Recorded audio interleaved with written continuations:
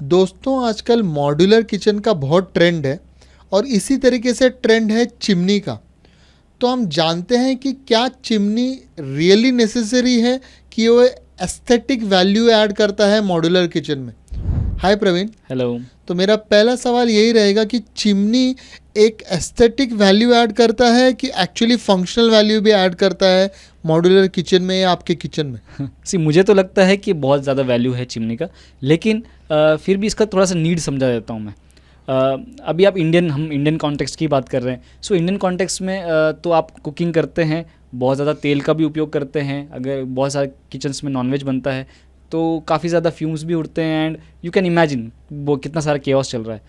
अभी अगर आप मॉड्यूलर किचन करा रहे, क्योंकि आपने शुरुआती कहा मॉड्यूलर किचन, तो आपके कैबिनेट्स होंगे ऊपर ही जस्ट काउंटर के ऊपर, ओवरहेड कैबिनेट्स। अभी या तो आप कुकटॉप के ऊपर कैबिनेट्स लगा देंगे या तो फिर आप उसको खाली रख देंगे। दोनों ही केसेस में आपके जो वॉल हैं या टाइल्स हैं या कैबिनेट है, आपका कुकिंग के जो ऑयल हैं या फिर फ्यूम्स हैं या फिर ग्रीस है, उससे इफेक्ट तो होगा ही और वो ख़राब तो होना ही है। मतलब देयर इज़ नो डाउट कि ऐसा नहीं हो सकता। बहुत लोग क्या करते हैं इंडियन कॉन्टेक्स्ट में कि स्टोरेज बनाते नहीं है तो उनको ऐसा लगता है टाइल्स गंदी हो रही तो साफ़ भी कर देंगे उसको। लेकिन आप ये इमेजिन कीजिए कि मॉड्यूलर किचन है तो फिर chimney it's kind of compulsory also हो जाता है, क्योंकि उसका जो ज़रूरत है तभी हमें महसूस हो जाती है। बराबर है। तो ये चिमनी जब हम खरीदने मार्केट में जाते हैं प्रवीण, तो मैंने दो सिनेरियो सबसे ज़्यादा सुना है। एक है डक्टेबल चिमनी और दूसरा है डक्टलेस चिमनी जी। तो ये दोनों में फ़र्क क्या है और कौन सा रिकमेंडेबल है?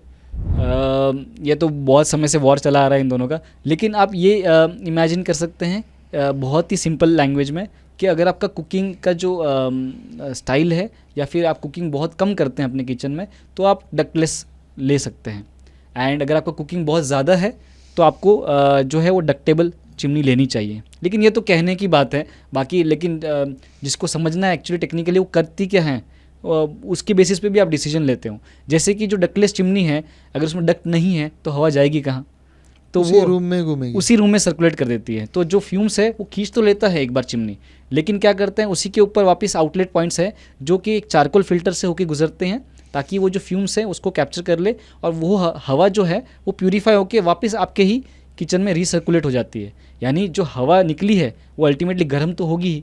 सो आपके जो रूम में वो हीट है वो बरकरार रहती है डक्टलेस वाले से। इसलिए मैं कह रहा हूँ कि अगर आपका जो किचन का जो कुकिंग है वो कम है या बहुत नॉन फ्यूम ऐसा है कि थोड़ा सा आप कम फ्लेम पे कर रहे हो, ज़्यादा धुआं नहीं निकलने वाला है, तो डक्टलेस फिर भी एक अच्छा ऑप्शन है। अदरवाइज़ नहीं है तो फिर आपको डक्टेबल चिमनी ही लेना है। लेकिन क्या है कि उसमें डक्ट होता है, वो डक्ट आपको अपनी चिमनी से बाहर तक ले जाने का वो भी काफ़ी बड़ा केओस है। तो वो आप सोच समझ के अपना डिसीजन ले सकते हैं।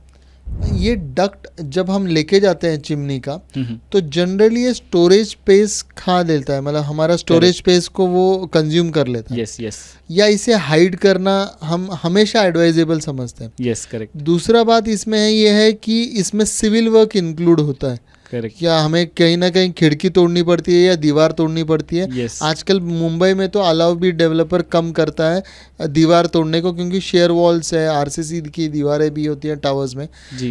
तो इसे इंस्टॉल करने के लिए कुछ आप प्री रिक्विजिट बता सकते हैं या कोई आइडिया बता सकते हैं जिससे कि डक्ट को हम छुपा सकते हैं या सस्ते में डक्ट बन सकता है? वैसे ना ये बहुत ही बड़ा प्रॉब्लम है मुंबई के नए बिल्डिंग्स में, तो क्योंकि जैसे आप कह रहे हैं ना सिविल वर्क बहुत सारे कंस्ट्रक्शन में तो कर ही नहीं सकते। माइवन की वॉल्स होती है, आरसीसी हैं, तो फिर आप उसमें होल ही नहीं कर सकते, तो पाइप जाएगा कहाँ? अल्टीमेटली उसको जाना आपके घर के बाहर है, आप घर के अंदर ही तो कहीं छोड़ नहीं सकते उसे। वैसे 2-3 सिनेरियोज पकड़ लेते हैं। समझ लीजिए आपका जो पाइप है, पहले तो आपने कहा कैबिनेट के अंदर उसको छुपा देंगे अगर कैबिनेट बन रहा है तो। अगर कैबिनेट नहीं बन रहा है तो आपको फिर उसको अगर विजिबल दिख रहा है तो उसको आप पैनलिंग करके ढक सकते हैं ताकि वो भद्दा ना दिखे, क्योंकि पाइप बहुत ज़्यादा दिखने में ऐसा खूबसूरत होता है ऐसा नहीं है। तो या तो आप स्टोरेज में ढक दीजिए या तो उसको पैनलिंग में ढक दीजिए।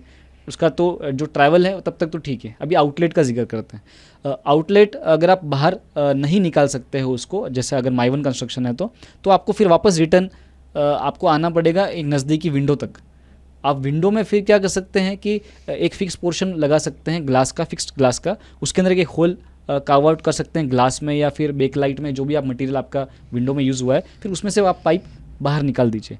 या तो फिर जहाँ पे भी नज़दीकी होल आप ड्रिल कर सकते हैं उस होल तक उसको लेके जाइए, भले ऊपर जा रहा है, नीचे जा रहा है, साइड में जा रहा है, लेफ्ट में जा रहा है, राइट में जा रहा है, किसी भी तरफ जाके अगर मिनिमम बेंड्स के साथ अगर वो नज़दीकी ब्रिक वॉल या सिपोरेक्स वॉल तक जा सकता है तो आप वहाँ पे लेके जाइए, अगर आपको विंडो से बाहर नहीं निकालना है तो, क्योंकि विंडो तो विजिबल होगी आपके किचन में, तो वो पाइप भी वापस वंस अगेन विजिबल दिखाई देने लगेगा।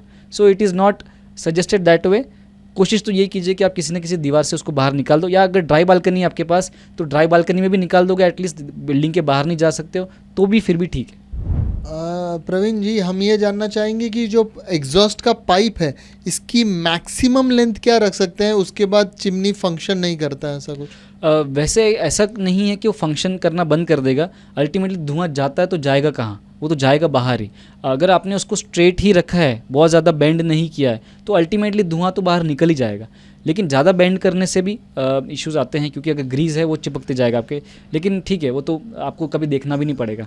लेकिन लेंथ की जब आप सवाल पे आते हैं तो लेंथ आपके सक्शन पावर ऑफ चिमनी पे डिपेंड करता है।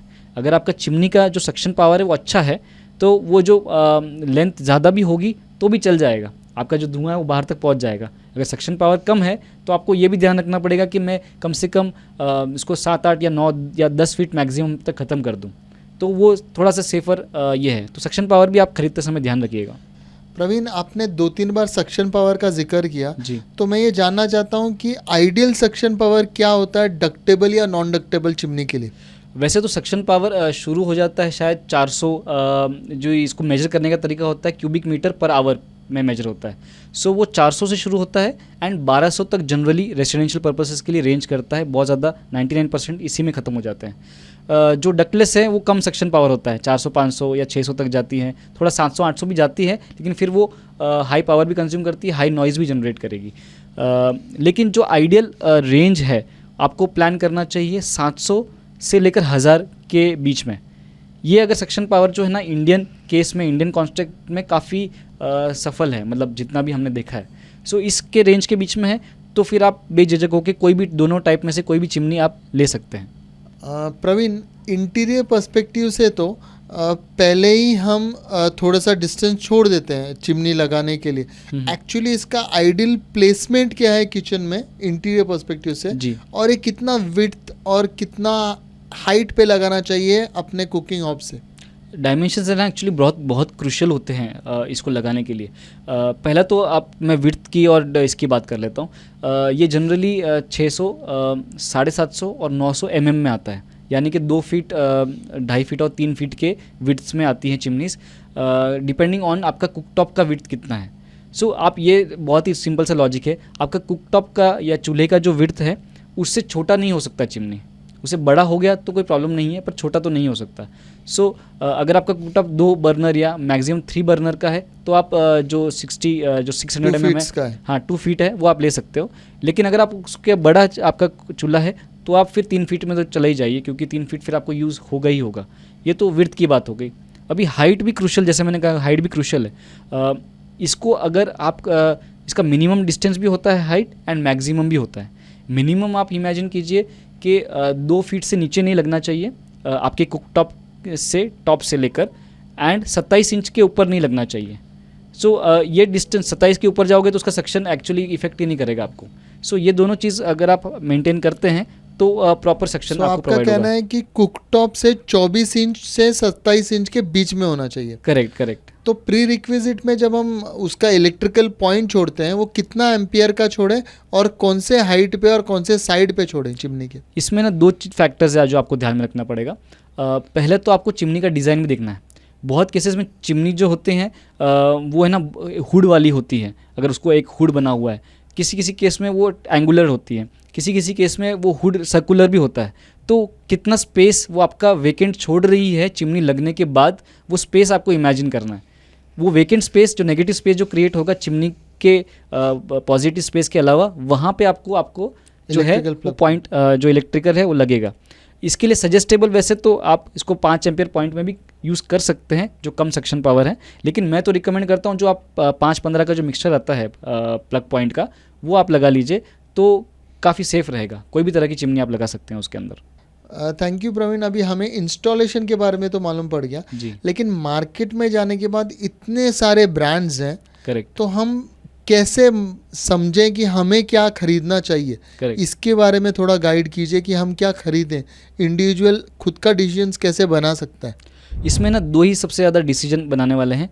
पहला तो आपको डिसीजन आएगा कि मैं डक्ट वाला चिमनी लूँ या विदाउट डक्ट वाला चिमनी लूँ, एंड देन फिर कौन सा ब्रांड का लूँ। तो पहला डाउट मैं क्लियर कर देता हूँ। डक्ट वाला जो चिमनी होती हैं वो मैक्सिमम चिमनीज़ हैं मार्केट में अवेलेबल, यानी कि अगर आप देखें तो 95% ऑफ द चिमनीज़ जो हैं वो डक्ट वाली होती हैं प्राइमरीली, ओके। एंड जो बाकी 5 या समझ लो 10% जो चिमनीज होती हैं वो आप डक्टलेस कैटेगरी में उसको डाल सकते हो। Okay. लेकिन यहाँ पे एक बहुत मेजर प्रॉब्लम है। अगर आप मार्केट में जा रहे हैं देखने के लिए, जब तक आपको कोई फिजिकल शॉप नहीं अटेंड कर रहे हो, अगर आप ऑनलाइन मंगा रहे हो तो ऐसा लिखा नहीं होगा कि ये डक्टलेस चिमनी है, ओके। क्योंकि ऐसा कोई टर्म नहीं है बेसिकली हाँ। चिमनीज के कैटेगरी में कि डक्टलेस चिमनी है। तो यही सबसे बड़ा कन्फ्यूजन पॉइंट है चिमनीज खरीदने का। तो आप पहचानेंगे कैसे? थोड़े बहुत आइडियाज़ दे देता हूँ, फिर थोड़ा सा आप खुद भी रिसर्च कर सकते हैं। आप ये देखिए कि उसमें अगर डक्टलेस लिखा है, किसी ब्रांड ने लिख दिया है तो वेल एंड गुड, नहीं लिखा है तो अगर उसमें कुछ वर्ड्स आप गेस कर सकते हैं। फिल्टरलेस टेक्नोलॉजी लिखा है, इसका मतलब वो डक्टलेस नहीं है, वो डक्टेबल ही चिमनी है। ऑटो क्लीन चिमनी लिखी है, इसका मतलब वो डक्टेबल ही चिमनी है, मतलब आप उसको डक्टलेस की तरह यूज़ नहीं कर सकते हैं। कुछ कैटेगरी में अगर आपको फिर भी डाउट है, ऑनलाइन जा रहे हैं, तो आप ना नीचे सवालों में देखिए। जैसे अगर आप अमेज़ॉन पे जा रहे हैं फॉर एग्जांपल, नीचे क्वेश्चन एंड आंसर सेशन होता है, उसमें किसी न किसी ने तो पूछा होगा कि इसको आप डक्टलेस भी यूज़ कर सकते हैं क्या? क्योंकि ऐसी चिमनीज आती हैं मार्केट में जो कि आप वैसे तो डक्ट बेस्ड होती हैं, लेकिन अगर आप उसमें चारकोल फिल्टर लगाने की भी आपको एक जगह प्रोविज़न दिया जाता है, तो आप एक्स्ट्रा चारकोल फिल्टर लगा के उसको विदाउट डक्ट भी यूज़ कर सकते हैं, ताकि आप अच्छा सक्शन पावर का भी आप मज़ा ले सकें। तो इस तरह से, लेकिन आप बहुत ही सावधानी से चूज़ कीजिए। एंड आपको डक्टेड ज़रूरत है या डक्टेबल ज़रूरत है, वो तो हमने पहले ही डिस्कस कर लिया। ये तो बात हो गई पहले प्रॉब्लम की। दूसरा प्रॉब्लम है कि फिर कौन सा ब्रांड चुने। ब्रांड का तो अभी मैं कोई स्पेसिफिक ब्रांड तो नहीं बोल सकता, क्योंकि फिर बायस हो जाता है। लेकिन आप ये देखिए कि कोई भी फेमस ब्रांड आप देखें, उसका आप आफ्टर सेल सर्विस थोड़ा सा रिसर्च कर लें। जिसका भी आफ्टर सेल सर्विस अच्छा है इंडिया में या आपके लोकेशन में एटलीस्ट, वो आप इजीली चूज़ कर सकते हैं। और जो काफ़ी समय से इंडिया में है, अगर आप वो ब्रांड ले रहे हैं तो फिर बहुत ही रिस्क फ्री आपका डिसीजन हो जाता है। तो आप ऐसे कैसे भी करके चूज़ कर सकते हैं। Thank you Praveen for such insight about the chimney. दोस्तों, मेरे ख्याल से प्रवीण जी से हमने चिमनी के बाइंग गाइड के बारे में समझा है, टेक्निकलिटी के बारे में समझा है और इसे कैसे इंस्टॉल किया जाए। ऐसे ही कोई भी गैजेट्स के design, product design, interior design या डिज़ाइन एस्पेक्ट के बारे में मालूम करने के लिए हमें कमेंट में ज़रूर लिखिए और सब्सक्राइब रहिए अनडिज़ाइन से। बाय।